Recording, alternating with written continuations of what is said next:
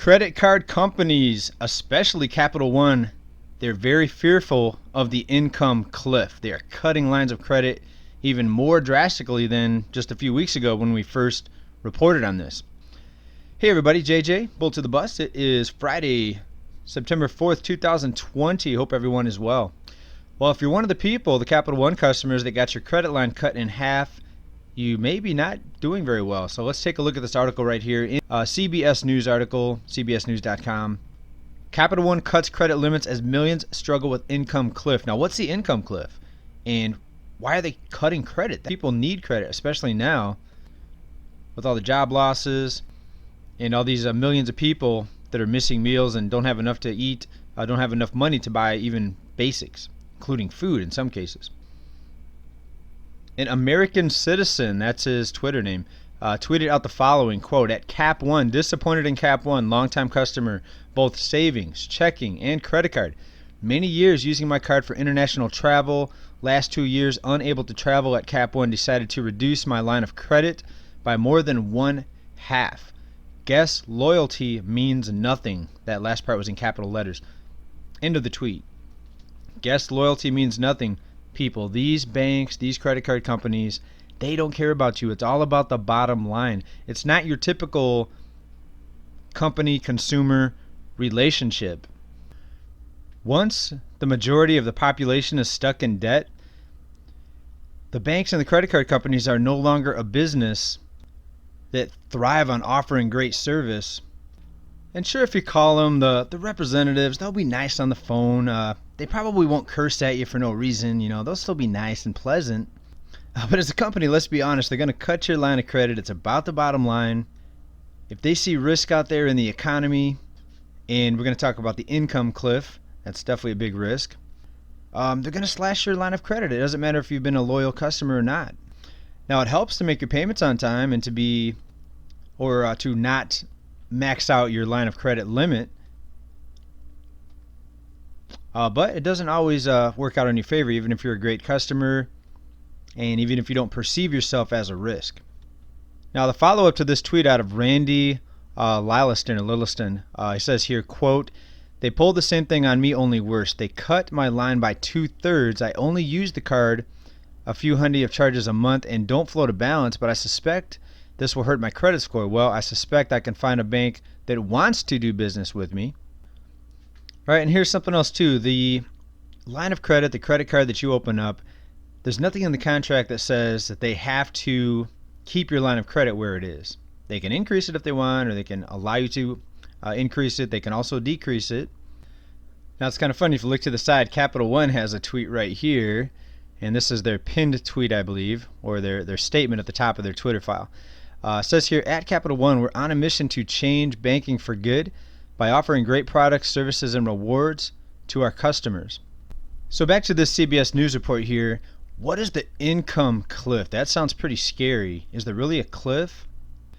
Well, sort of there is. And let's take a look at what they're talking about here. Excerpt here. "Capital One, the third largest card issuer, is trimming consumers' credit lines just weeks after the $600 in weekly unemployment benefits expired. A benefit that more than 27 million out-of-work adults had relied on.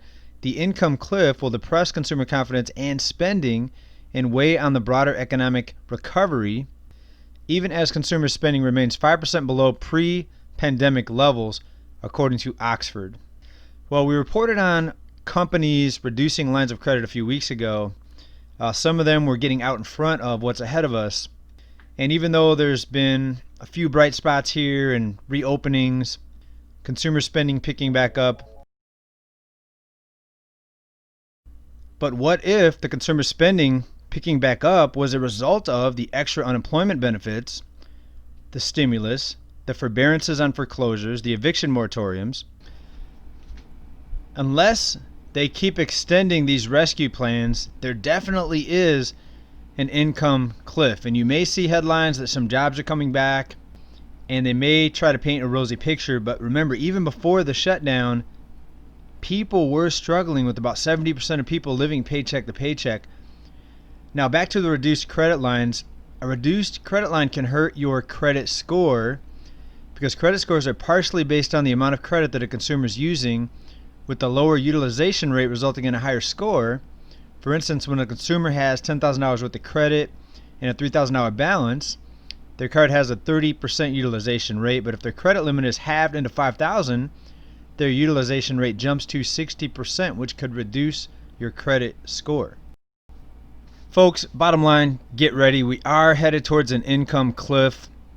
Most Americans have been basically lulled into complacency.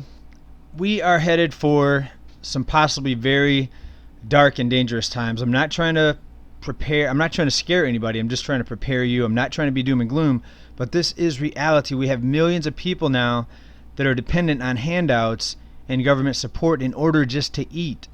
And there's a lot of people missing meals out. There's a lot of people missing meals right now, even with the assistance that's being handed out.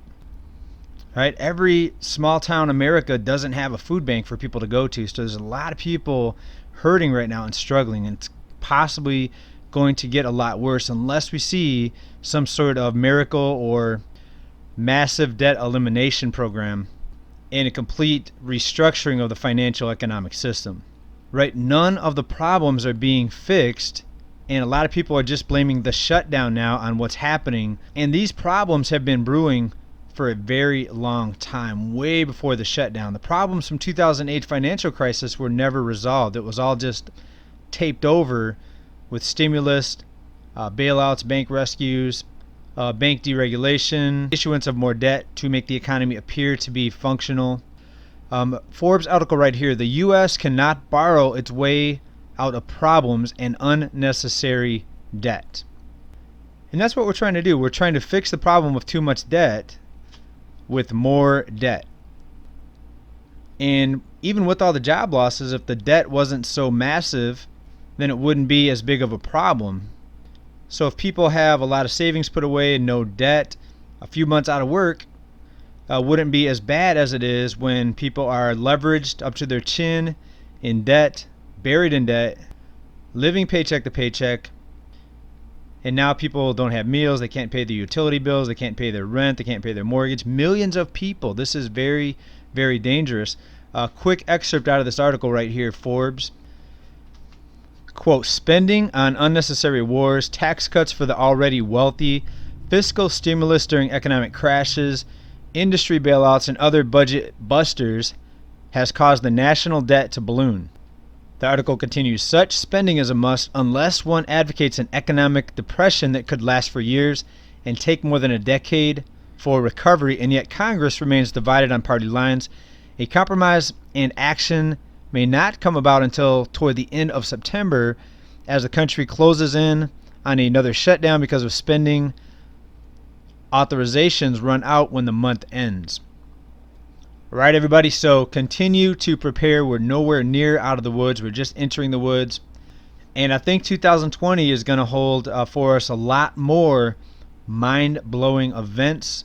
So stay prepared. A lot of people are still asking me about buying precious metals and silver. First, make sure you're prepared with just the basics for life. As I say, you can't need precious metals. Food, water, shelter, a way to defend yourself. Those are top priorities. And then after all that is set up, then diversify yourself into some metals. But who knows what could happen? There could be deflation and metals could drop.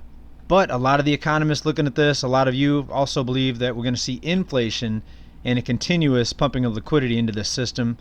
There's no way to know exactly what's going to happen. Try to prepare for all scenarios, everybody. Hopefully there's a 3-day weekend coming up for you. Enjoy it, stay well, try to get some exercise.